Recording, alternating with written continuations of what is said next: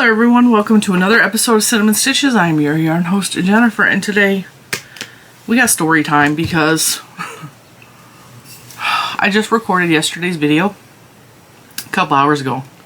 I'm actually editing it as we speak. And I planned to do a couple of extra things today, but none of that worked out, and I'm going to tell you why. We got in a car accident. Now, it's funny because I was worried about the drive. I was worried about the drive to and from Florida. I was worried about being in the car for 12 hours. I was worried about the traffic. I was worried about semi-trucks. I was worried about the rain that we got stuck in. I didn't realize when I got home all hell was going to break loose, because that's pretty much how today has been. But we're going to laugh through it because I have stories and I have... Smile now, cry later, right? Although I don't think I'm going to cry. I'm just a little bit stressed out today. Now, I had fully planned to sit down and go over a tutorial idea in my head after my doctor's appointments. Fully planned on that. That's not going to happen today. We're going to attempt a tutorial for Friday, but I can't promise that either because life, you know. So today this is just going to be another vlog. This is going to be me talking, but we did get in a car accident today. I'm going to tell you that story, and then I'm going to tell you the story about the hospital after that, and we're going to go from there. Okay? I will also say I had on a much cuter shirt earlier, but I am wearing the least amount of clothes possible, and you will hear outside noises because the window is open because our AC has blown once again. So that guy is supposed to come out tomorrow, and hopefully all it is we need more Freon. And I just grabbed a battery because I realized I filmed on this battery already that's in the camera, and there is a very good chance that it is going to die on us. Okay, so it's hot, it's humid, and the AC is not working. And 2 weeks ago, Juju put a box fan for the window in her room, and something sucked into it and broke 3 of the blades in the fan. So she had to throw it out. She pulled another one out and went to go turn that one on, and 2 of the blades were broken in that fan. I don't know how that occurred. Why 2 of them broke at the same time is beyond me. I did purchase them all at the same time, but the 3rd box fan that I also purchased at the same time as the other 2, I stuck in the window and it turned it on, and it just went on full. So now we have the 0 box fans. So I'm going to attempt to drive over to Walmart in a little bit and purchase some fans for the window. I have one really large industrial fan that is in my bedroom to hopefully keep that cool enough that I can sleep tonight. It's not super hot out. It's not comfortable though, and it's really humid. Let me check the weather. It's also raining. The humidity is at 100%. Okay, it's in the 80s. It's not horrible, but it's not comfortable. I'm going to switch from water to Dr. Pepper in a minute, so be prepared if you see me grabbing something else. Woke up this morning to a horrific nightmare. I dreamed first of all, the dream started with I was hearing Lucas call my name, Mama, Mama, Mama, Mama, Mama, in my dream. I sat up, and little man was laying on the bed, which he was sleeping on my bed when I actually did wake up. I didn't actually wake up. I sat up in my dream, and hi, baby. I leaned forward and I looked into my bathroom, and I saw, this is a dream, don't freak out, this is all a dream, okay? I turned and looked into my bathroom and saw Mr. Cinnamon's feet on the ground, like he was laying in the bathroom. And I jumped up and I ran over to him and I swung the bathroom door open, and he is laying there as dead can be, just gray.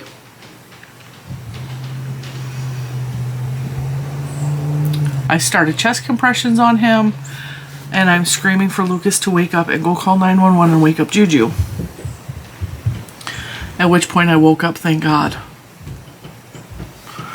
And I look over and Lucas is indeed laying next to me in the bed, because at some point when Mr. Cinnamon got up, he came and slept in my room.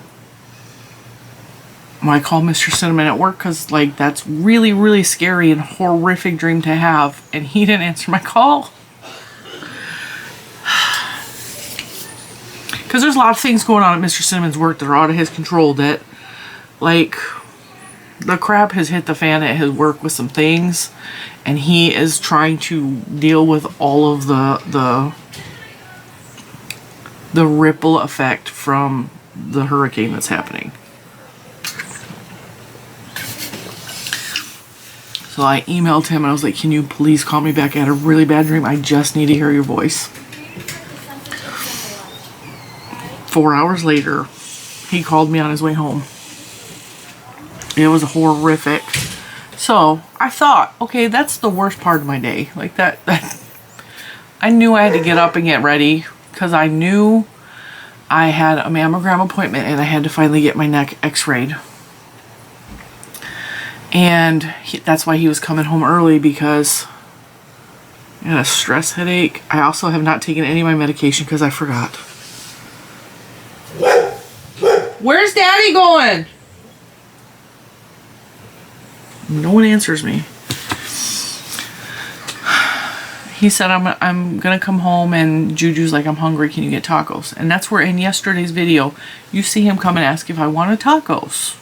Because he interrupted the video and I was kind of irritated with him. This is after the bad dream and he was home and everything, you know. And so he was asking me because he was going to go get Juju tacos because there's nothing in the house to eat. We haven't grocery shopped. I haven't even, still, it's the end of today and I still have not been to the grocery store, and I need to because there's not even eggs. I have nothing. So I wasn't even dressed. I had enough sense to put on a really crappy bra. And I have on these little black shorts that are for bedtime. They are pajama, they are lacy, and they are very short. And I just hopped in the car because we're only going to pick up lunch and I'm not getting out. And we went to this Mexican restaurant we never go to. And we ordered food. They screwed up our order, which I just discovered 4 hours later. Which in the grand scheme of things is not really a big deal, but it was kind of irritating. So, we're in the parking lot to the Mexican restaurant. We get our food. We were there a half an hour because we had to wait for the food to be made. And it's raining and it's gloomy and it's gross outside. And everything seemed okay. Like, no big deal. We go to pull out of the parking lot and there's this road that is it's notorious bad traffic. I gotta change my battery. We're like in the driveway.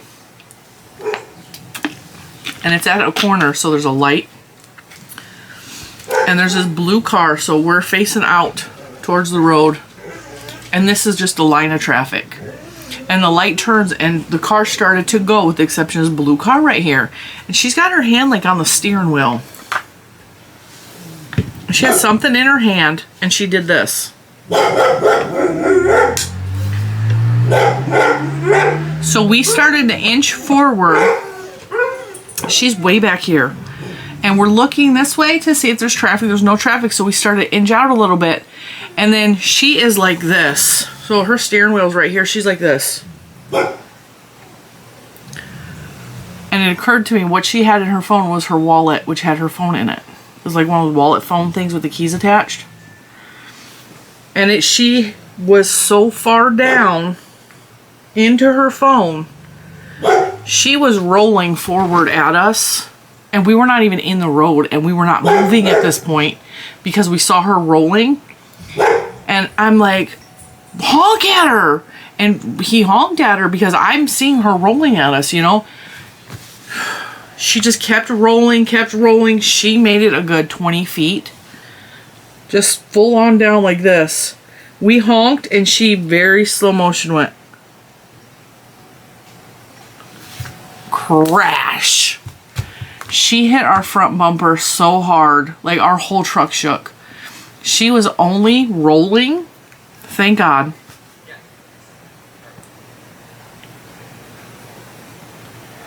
Neighbors are talking. Crunched our bumper a little bit.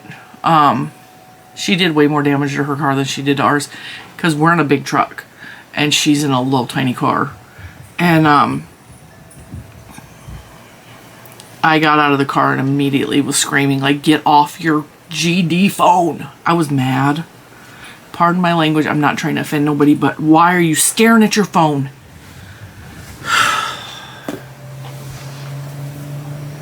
Took pictures, everything. I got back in the truck because I was mad and I knew that it was not.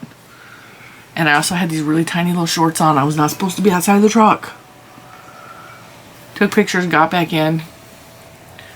Mr. Cinnamon called the police department. She didn't even call the police. She called her husband. I don't know what bullcrap story she told the cop, but he's all, yeah, the stories aren't matching. But we had an independent witness that was behind her.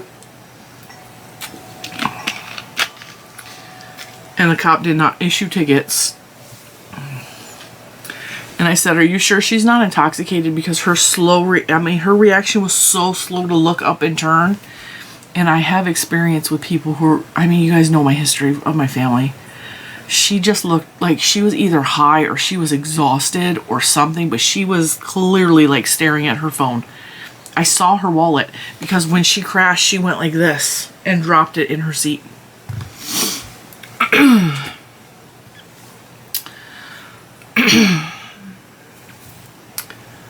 I was livid. Get off your phone. Like, why? So this is a PSA. If you are one of those people that drive when you're staring at your phone, even if you are at a light, which she was, leave your phone down. You do not need to pick that up every time you hit a red light or a stop sign. You don't. That ain't that important.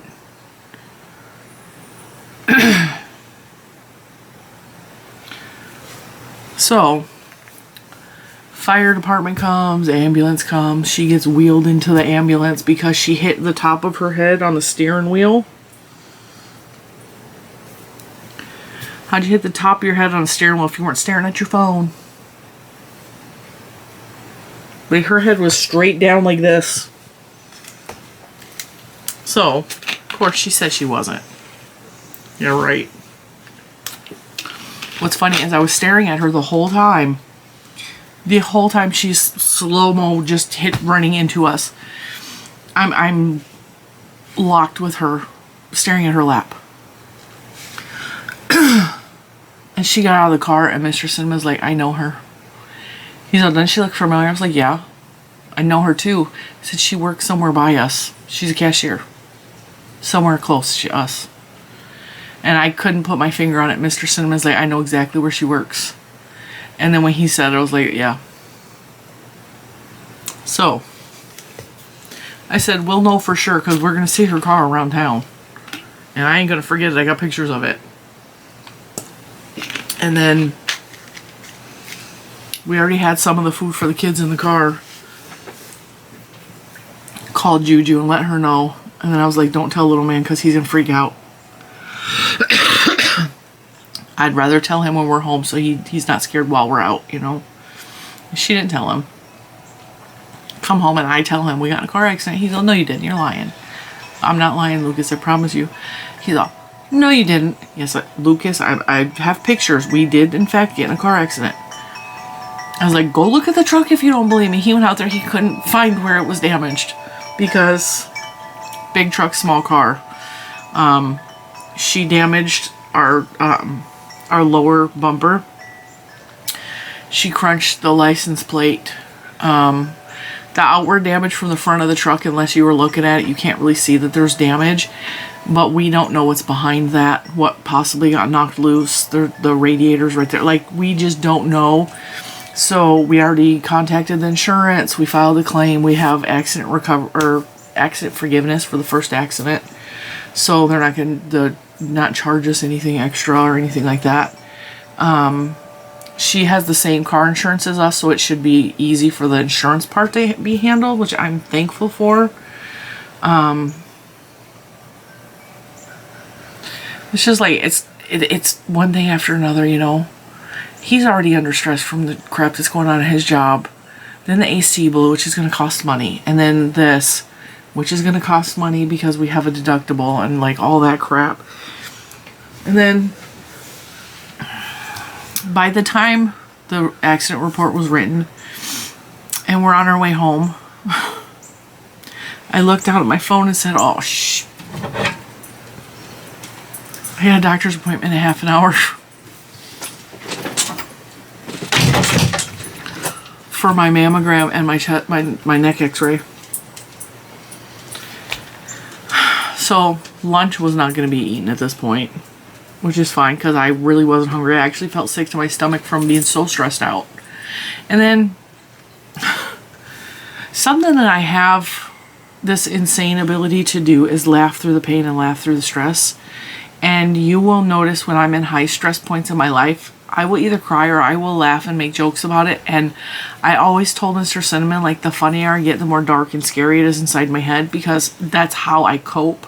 And it's always been my coping mechanism. So I crack jokes, I make fun of things. When my dad was in the hospital, he ruptured his spleen and I was about 13 years old, I think. And I sat on the side of his bed and I was just cracking jokes left and right. And I was sitting in a chair, you know, and I'm sitting there and I'm just cracking jokes. And my dad was trying not to laugh because his spleen was ripped open. And he told me that, I thought, you gotta stop. He's all, you're not a stand-up comedian. And I told him, no, I'm a sit-down comedian. And that nickname got stuck for like quite a few years. I was the sit-down comedian. So today, because everything's already stressful, and I'm like, you know, I also, if you don't know, I hate doctors so much. I hate doctors. You have really bad anxiety going to the doctors. I don't like going to medical appointments. And Mr. Cinnamon is with me for emotional support. However, he's on his phone, completely ignoring that I exist because he's taking care of all the insurance stuff for the car accident we just got into. And like, I'm sitting there, I'm pretty stressed out, you know. And then there's this machine where you check in and they scan pictures of your ID and your thing. So you don't actually have to talk to anybody at this medical facility, you know.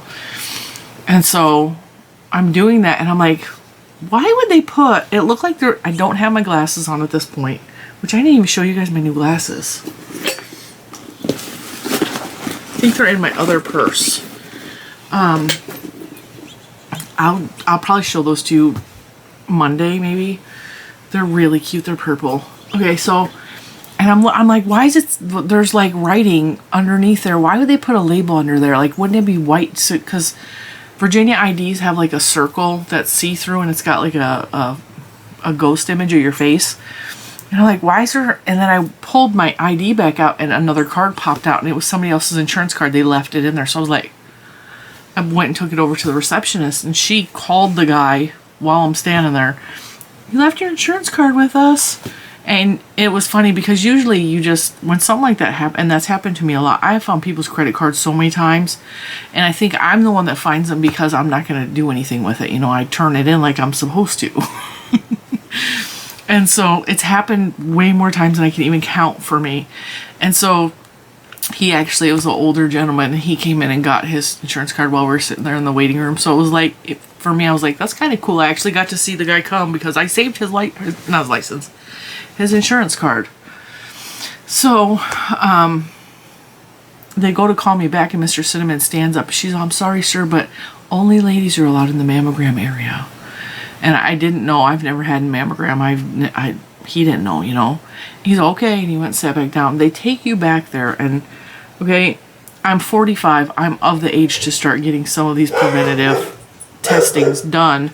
I have no problem with getting a mammogram done because I have very large breasts and I don't want to lose them to cancer. And it's one of those things with early detection, it can really save your life. So, and also on top of that, there are a lot of you who have had breast cancer several times. There are a lot of you that have told me your breast cancer story. And so I figured if all of you can fight through it, I can do it, right? So I'm learning my lesson from all of my friends. I'm like, I'm going to go get my boobs checked and we're going to, you know, when the doctor brought it up, he's all, how do you feel about a mammogram? I'm like, I'm not opposed to a mammogram. Like, I will do whatever tests you feel are necessary, you know? I know that I'm of the age for that. I know that I have to get my colonoscopy every 5 years because my mom had colon cancer and I don't want to get it. And I have had polyps. Like, these things are important, okay? If you don't like the idea of a colonoscopy, get it anyway. It is important. It could save your life. It could save your intestines. There's instances where just a simple screening can remove the polyp in your intestines, and that's the end of it. But that polyp can turn into cancer, which could cause for them removing feet of your intestines. You don't want your feet of your intestines removed, okay? Get your screenings done. Is it fun? No. Do it anyway. I do mind. So, never had a mammogram. Now I'm going to walk this through. Any of you who may not have ever had one or are scared to have one, I'm going to tell you exactly what happens, okay? So if you're a boy, it's just skin tissue. It's not anything like weird. Just hang on, okay? Just imagine it's your foot, okay? Like, my boob is your foot. So, you go back into this little tiny waiting room, and she's all, oh, here, change your clothes. Take everything from the top off. Take everything from the waist up off. Put on this little pink, they give you a pink shirt. Why is it pink? I don't care. Like, they want you to feel pretty and feminine when you're getting, you're not feeling pretty or feminine when you're getting your boobs squished between two plates. That's not happening. There's nothing pretty or feminine about it, okay? It's uncomfortable. Some would say it was painful. So I get this little pink wraparound shirt that like ties here and ties in the inside, you know. It was not even this pretty of a pink. It was like a mauvey pink. Scarlet. The front door has been left open and she's barking at the neighbors. Oh, Mr. Cinnamon's home. Okay, so first of all, it's weird to be without a bra in public, especially when your boobs are big and they're like hanging down to your knees, right? So I come out, there's another lady sitting there, and they call her back as I'm coming out of the dressing room. And I looked at her and I was like, oh, look at that, we match. And she turned around kind of confused and she's going, oh yeah. And then she laughed and went and got her exam right. You can tell she was nervous. I was nervous. And so she comes back out and she's going into the dressing room, right? She looks at me, she's all, good luck. That really hurt. Ouch. And she closed the door. And I was like, thanks. I laughed, you know. I think she was trying to offer me the same weird comfort that I offered her, you know. So the lady calls me back and she's all, go sit down in the chair and I'll be right back. She's all, and she goes out and talks to somebody else. She goes, I don't remember who was here for the x-ray in their neck too. And then the girl's like, your patient you just put in the room? She's okay. So she comes in the room. She's all, don't let me forget. Remind me when this is over. You have a neck x-ray after this. I looked at her and said, I'm not going to forget. She's all, you probably need it, huh? I was like, yeah, a lot. I'm not getting a neck I keep saying chest x-ray. It wasn't a chest x-ray. I'm not getting a neck x-ray for fun. Yeah, I need it. There's an issue with my neck, you know? So then she has me stand there, and the lady before me was like 5'2", 5'3". I'm 5'9". So she had the machine way down here. And she's like, okay, put your boob on the plate. And then she's like, you don't touch your boobs, I'll touch your boobs. And then they put tape across your nipple like this, okay? And she's lifting it. I got big boobs, there's a lot to lift. You gotta lift and sit it, you know? And then she's adjusting and moving. And then she's like, lift your arm. And then she's push. I was like, are you trying to move my arm fat?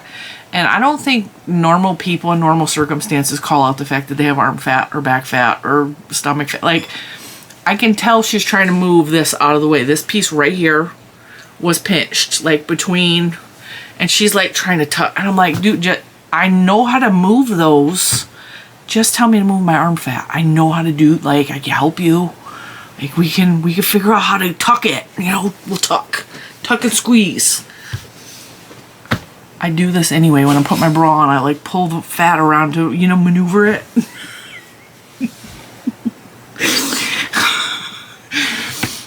So she's all, oh no, it's not that. I'm like, I think when people aren't used to experiencing people being so open about the fact that I know that I'm fat and it's not a big deal. Like I don't use fat as a bad word. And so like, it is what it is. People, come on, lighten up. She's like, oh no, it's not. Yes, it really is arm fat. I promise it's arm fat. It really is. I've been fat a long time. I know what it is, okay? There's a little piece, you can see there's a line right here. It's a little piece of fat that just kind of gets in the way sometimes. Like, you see it? Okay? There's no shame in my game. Some of you out there know exactly what I'm talking about. Okay. Also, they tell you not to wear any kind of deodorant at all. I just got in a car accident. I'm sweaty. It's really hot out. I have no AC, and I'm like, please don't let my armpits be smelling bad. Like, I got another x-ray after this. Like, let's just get through the mammogram as quick as possible. I'm gonna be real honest with you. Mammograms are not comfortable, but it was nowhere near as uncomfortable as standing in a weird position with my boob on the plate to my neck, because my neck is what's really hurting. So the squishing of, like, it literally, it's like a plastic plate that's shaped like this, okay? This part touches up against your thing here, and then this part, so it's like this, and it pushes against, and it pushes down, while this is sitting on a plate, so it's like trying to compress like that. I'll also say this boob is way bigger than this boob, because both my kids breastfed off this side mostly. Okay? Like a whole cup size different, maybe 2 cup sizes is a big difference. So she was wrestling, like trying to get, and then this one's getting in the way of this one, and she's like, hold this one back and do this and stand like this and do this and wrap your arm around it. Like the hardest part of the mammogram was getting in the weird position with my body parts, like, and relax your chest. I can't relax my chest. My neck is in so much tension. There is no relaxing anything from here up. It's not habit. It's in lockdown. The muscles are stiff. They're not moving. It's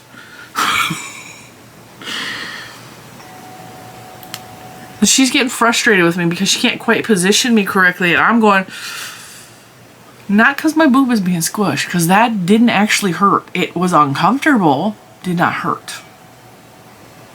It was uncomfortable. It might hurt someone with really small boobs. I don't know. I'm not that person, so I couldn't tell you. To me, it was not. It was not a big deal. What was hurting is, like, even right now, my neck, all on this side, is just all the way down under my shoulder blade. It's hurting so bad. And her having me do all this weird crap with my very heavy arms from the whatever nerve is happening that's making my arms feel so heavy, like the whole thing was uncomfortable, and my neck was what was causing me pain. And she was getting irritated with me because I'm a big woman and you gotta tuck and move things, and like, and I'm going, and she looked at me completely forgetting that I had a neck x-ray next, and she saw, are you okay? Do you have any problems? I was like, my neck is really hurting. And then she realized, because she kept telling me, turn your head, turn your head. I can't turn my head that way. I can't look straight like my head does. My neck is jacked up. Okay? It is toe up from the flow up. Now, once she realized, oh crap, her neck is messed up, maybe I should be a little, then she was like, I'm so sorry. And then she's like trying to adjust me a little softer and not contorting my body so hard. And then she's all, go in there, she's all, you're gonna need to remove your chain, because x-ray, you can't have this on. And she said, just leave the wraparound pink thing on. I'm also gonna say this, why do they make a mammogram room look like a spa with the candles and the fluorescence and the flowery? They had those oil diffuser things with the sticks that come out of it, and the waiting room was really strong, like giving me a headache, strong fragrance. And then in the actual mammogram room, it smelled like grandma's house, which was really comforting to me. because it smelled like Grandma was in there with me. And Grandma had one specific plug-in that she always used, and it just smelled like Grandma's house in there, and it helped me to relax through the mammogram. So she tells me to go grab my stuff out of the locker and just take it with me. And she took me over to two dudes. There's two younger dudes. They're standing in the hallway. And one of which, I don't remember what his name was. It's on my paper. He's a student. It's on my paper. I think they should have put his name on there. No, it just says Craig. And Craig was the x-ray guy, but there was a guy with him. Anyway, he was super uncomfortable. He was nervous. He's a student. He was learning. So they come in and they do the exams. And it's funny because they always ask me, are you pregnant? Is there any chance you could be pregnant? First of all, I'm 45 years old. Secondly, can't get pregnant. When was your last period? Oh, about 8 years ago. Like, we're good. I don't think I'm 8 years pregnant. So we walk up and I got this stupid pink shirt on, you know. I'm carrying my stuff. He's like, you can have a seat, and they're asking the questions. Are you pregnant? Can you be pregnant? Can you sign this waiver saying you're not pregnant? They used to force you to take a pee test, but they don't do that anymore. They take your word for it. And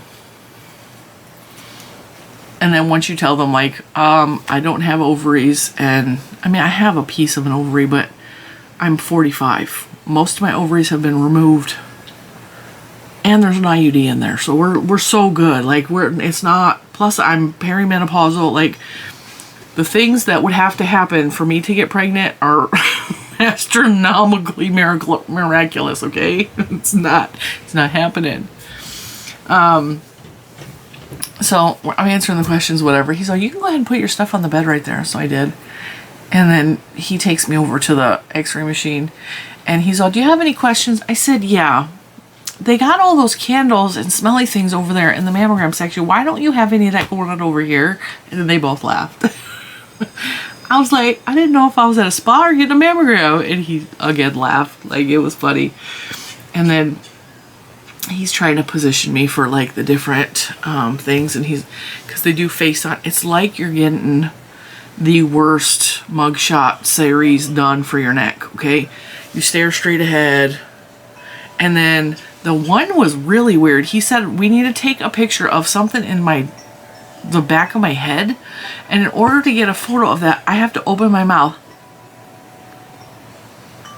at the x-ray. Which is really weird and really uncomfortable. And then I was like, what is this, an expose? Like, are we doing, like, weird pictures of podcasters, you know? I didn't say that to him, though. And he comes back over and he's like, okay, we're just gonna, are you okay? Are you okay? I'm gonna tilt your head a little bit this way. I'm gonna do this a little bit. And he's like, drop your shoulders as much as you can. And so he did this, and then he's all, I'm just gonna move your hair out of the way. And he did that. And I looked at him. He said, you all right? I said, yeah, I'm just having flashbacks to when I was a photographer. And he looked at me, he laughed. Because I swear, I have done every single one of those motions. Like, just tilt your head just a little bit this way. Just put your shoulder down, like, face the camera a little bit.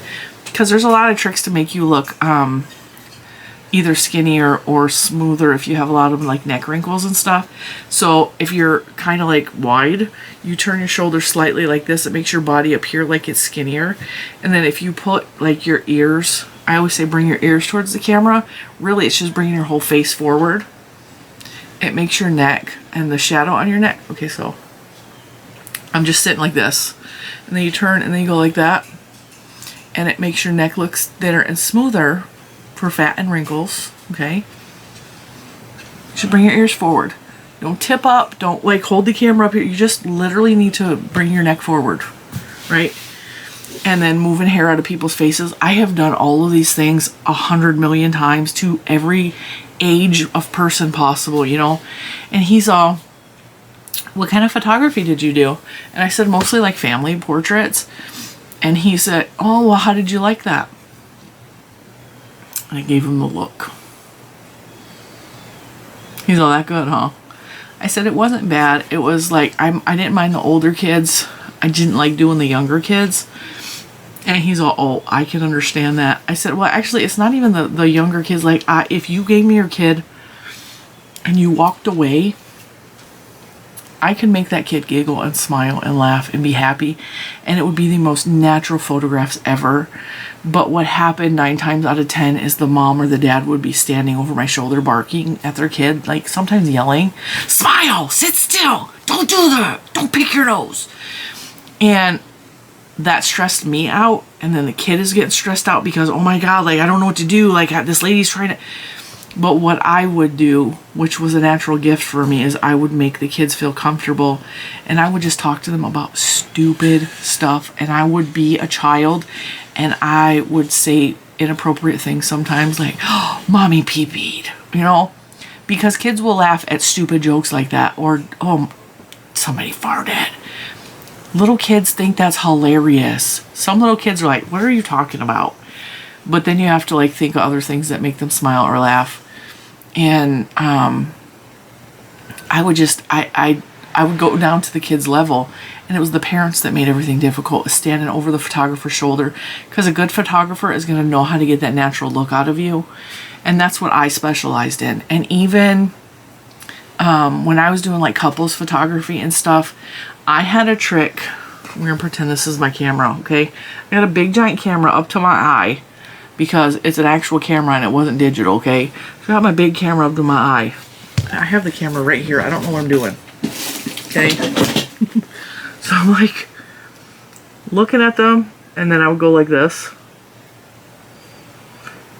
And I would tell the couple to do something. Couples are really notorious. I would tell them to just look at each other. This is a good photography trick. I say, all right, just look at each other. They can hear when the camera's clicking. It's loud. Click, click, right? All right, now just look at each other.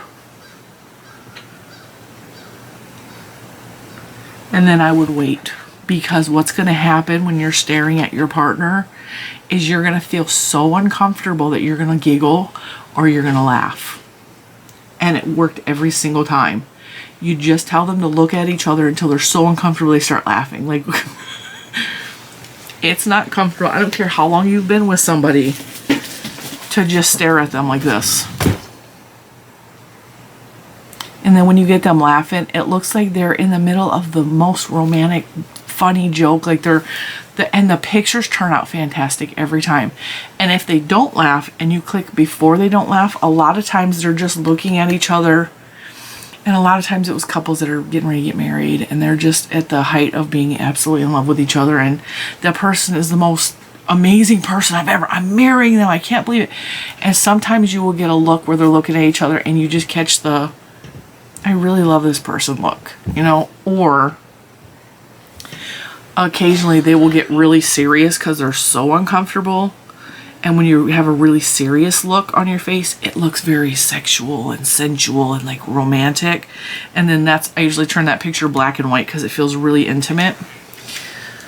Those tricks I used to use.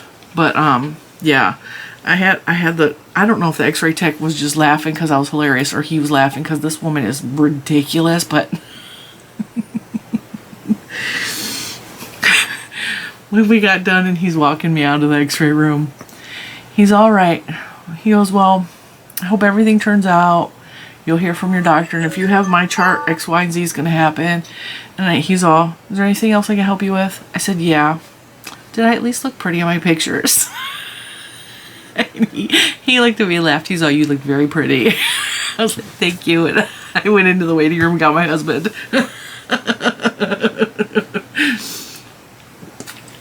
Because people, if you can't laugh at yourself, you can't laugh through the pain, laugh through the tears. Like, life ain't worth living. Like, sometimes you just got... And laughter is healing. Laughter is medicine, you know? And these people have such, like, humdrum lives, taking pictures of x-rays all day. Or, like, the poor mammogram lady, like, all she does all day long is put tape on other people's boobs. Probably smells a lot of armpits. And, like... I don't like lifting my own boobs. Can you imagine somebody else having to lift my boobs for me? That was First of all, it's weird.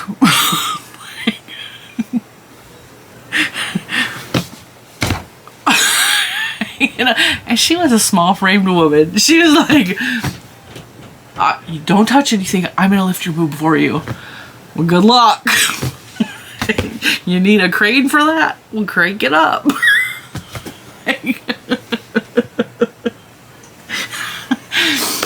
So, yeah, I will get my test results. I will say, I'm not positive what they found on the x-ray because I didn't ask. I know they're not allowed to tell me. But I do know that the side that there's pain on, he actually went in and took a second set of pictures to get a specific bone, he said. And the fact that it was on the side that's hurting me, I have no doubt that he's going to see something. At least I hope he sees something. Honestly, I just hope that we find out an answer for why I'm having such bad pain, because I'm in pain anyway, but then I got on Big Thunder Mountain at Disney World and I realized instantly, like, that was a mistake. I shouldn't have did that because my neck's messed up. And so I didn't ride any more rides after that. And then the car accident this morning, and I'm like, yeah, my neck is hurting. I didn't take my medicine this morning. I forgot because there was so much other stuff going on, and I just was not thinking about myself and my own medicine. And so my feet also like swelled up like crazy and turned purple last night after we got done driving for 12 hours, which scared me. But as soon as I elevated my feet, they went back to normal. They're still swollen, but they're not purple anymore. But when you're a diabetic and your feet turn purple, like, that's scary. And they looked purple like I got in a car accident, ironically enough, is what I said last night. It looks like I got in a car accident. My feet are broke. But I, of course, will keep you guys updated on everything that's going on. Hopefully this lady doesn't have any injuries to her head from her staring at her phone. And hopefully the insurance just does what it needs to do and there's no bigger issues happening. Because, you know, people can get sue happy, and it was entirely her fault. So, and hopefully we have some answers from the x-ray at the very minimum. What I would love to happen, what I'm really praying that happens with the x-ray, is that they see something simple that can be fixed from chiropractors or from physical therapy or something like that. That's what I would love to happen. I don't want to take medicine. I hate taking medicine, but the medicine he gives me is working, and I hate taking it because it's working and I don't want to. I don't like taking medicine. I don't like it. I hate it. And hopefully the guy comes tomorrow and it's really that we just need Freon, or that we get a really good nap and we don't need the AC anymore because it's hot. I'm miserable. I even got my little neck fan right here ready to go as soon as I stop recording this video. And yeah, that's it for today. I know that was a lot. I don't come on here to complain that, oh my god, my life is so bad, because it's not. I'm really, really grateful no one was like seriously injured. I'm really grateful it was a slow accident. I'm really grateful that it doesn't appear to be any major damage on our truck. I'm really grateful that I have health insurance and that my health insurance covers my x-rays, and I didn't even have a copay today. I'm really grateful for that. I'm really grateful that the car accident happened close to home. And I'm really, really grateful that I have a sense of humor to laugh when I feel like curling up in a ball and crying. Because that's not going to help me either. And I'm really grateful for this room full of yarn that I can go sit and play with to calm my nerves. And you know what else I'm really thankful for? I'm thankful for this dog that is laying right behind my chair, because he did not like being left home with Juju's boyfriend. And when I came home, Juju's boyfriend looked at me and he goes, I have never seen Bentley act like that, because Bentley jumped in my arms. His big 65-pound body jumped into my arms. He crawled into the couch with me, and I sat on the dog couch. he crawled up in my lap and he was just kissing me and loving on me, and like, he pets me. He does that with his paw.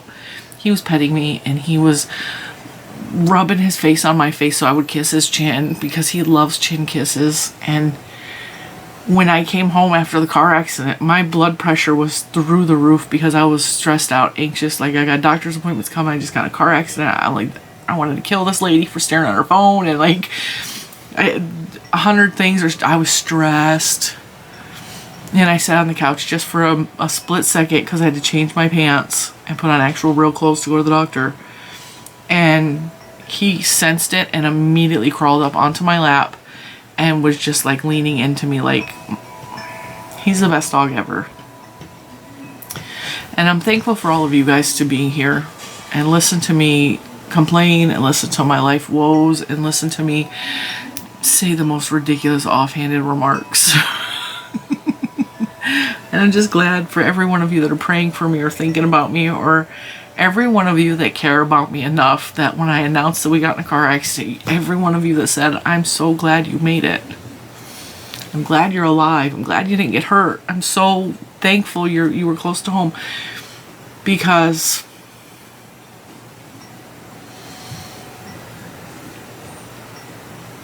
you guys make me feel loved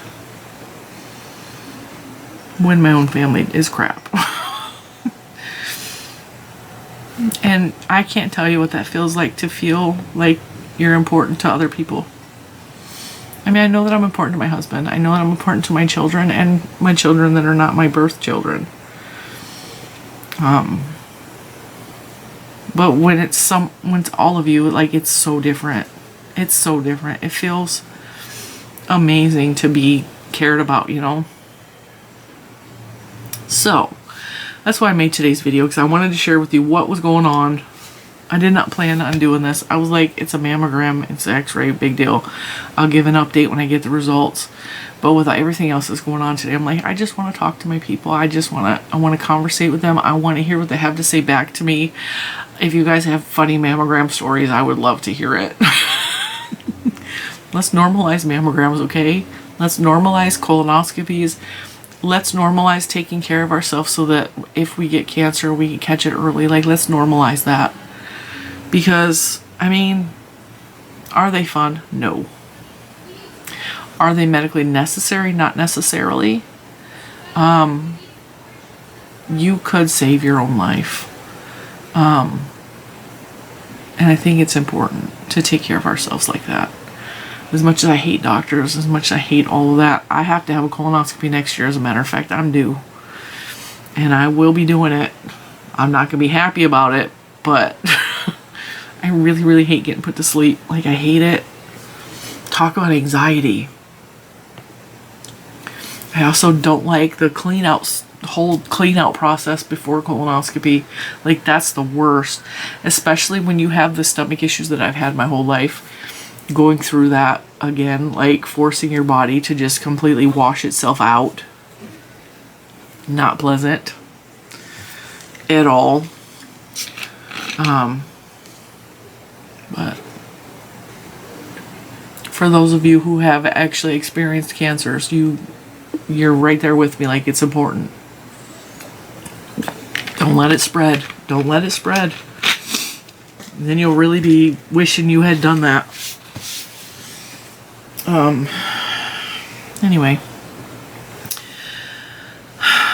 and you know what, it's not even October and we're already talking about booby health. So maybe in October, because I do have something planned with Kayla in October, but maybe in October we'll make some boobs for donation, and we'll do that in honor of my mammogram.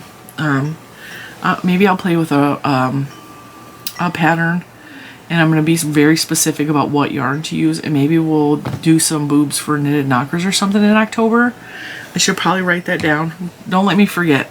I know there's several of you out there that either have breast cancer currently, have had breast cancer, know somebody. Like, let's do it for them and for you. Okay, let's make some boobies and we'll donate them in October.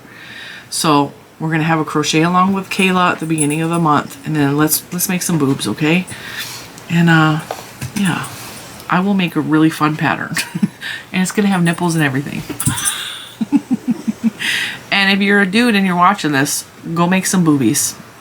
I'm gonna give you a pattern. We're gonna make boobs, okay? So yeah, I gotta figure out dimensions and all that. And I'm probably, you know what would be fun is if I made some of my life-size boobs, or even like big giant boobs. I know a couple people in my family that would love boob pillows. Make some big, beautiful boobies, okay? And if you're offended by anything today, like, I'm not trying to offend anybody. I'm not trying to be offensive. Like, don't take everything so seriously. Life is fun, okay? Let's laugh it off. And I will see you in the next one. Bye, guys.